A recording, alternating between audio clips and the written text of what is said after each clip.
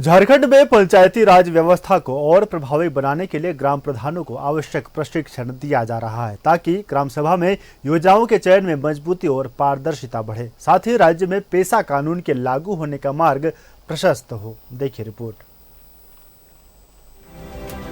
झारखंड पंचायती राज विभाग ने झारखंड में पारंपरिक ग्राम प्रधानों के प्रशिक्षण का एक कार्यक्रम शुरू किया है, जिसके तहत अलग अलग दिन अलग अलग जनजाति से आने वाले ग्राम प्रधानों को ग्राम सभा के संचालन और वर्क कल्चर के संचालन का प्रशिक्षण दिया जा रहा है।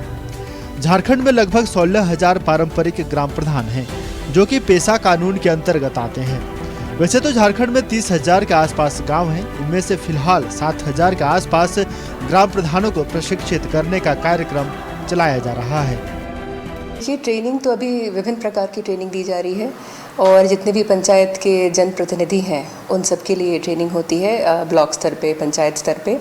और हाल में ही अभी ग्राम प्रधानों के लिए भी ट्रेनिंग शुरू की गई है, जो कि ग्राम प्रधान जो कि पारंपरिक व्यवस्था के तहत पारंपरिक पद्धति से ही चुने जाते हैं, तो उनकी ट्रेनिंग की जा रही है। अलग अलग सरकारी योजनाओं की उनको जानकारी दी जा रही है कि ग्राम प्रधानों की क्या भूमिका है, ग्राम सभा की क्या भूमिका है अलग अलग योजनाओं में।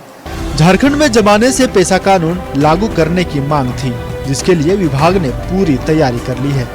जरूरी है कि पारंपरिक रूप से जनजातीय समाज से जुड़े ग्राम प्रधानों को कार्य संचालन का पूरा ज्ञान हो, क्योंकि पेसा क्षेत्र के ग्राम सभा में सरकारी योजनाओं का चयन, जैसे अबुआ आवास का चयन, प्रधानमंत्री आवास का चयन, आंगनबाड़ी और सरकारी स्कूलों के निरीक्षण की जिम्मेदारी निभानी पड़ती है।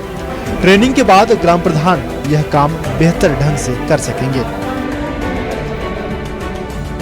एक उदाहरण देती हूँ, जैसे मान लीजिए अलग अलग योजनाओं में लाभुक का चयन है, तो लाभुक चयन कई बार ग्राम सभा के माध्यम से किया जाता है। ग्राम सभा में जितने सारे गाँव के जितने भी वासी हैं उनके आयु के अनुसार या उनकी अलग अलग योग्यता, जैसे गरीबी स्तर के कितने नीचे हैं, या वो राशन कार्ड धारक हैं कि नहीं, या वृद्धा पेंशन के लाभ लेते हैं कि नहीं, इस तरह के अलग अलग मानक हैं।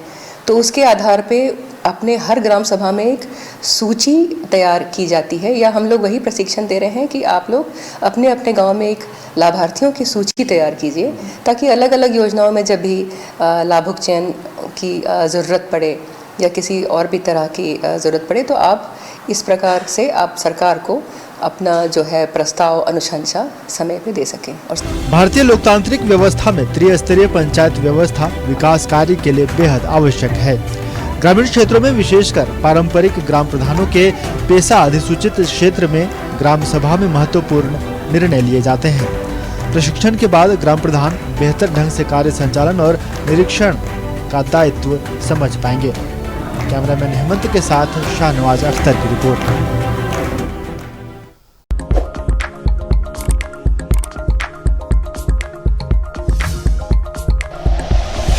Like and share videos, subscribe करें हमारा चैनल और प्रेस करें बेल आइकॉन। News 11 भारत, सच है तो दिखेगा।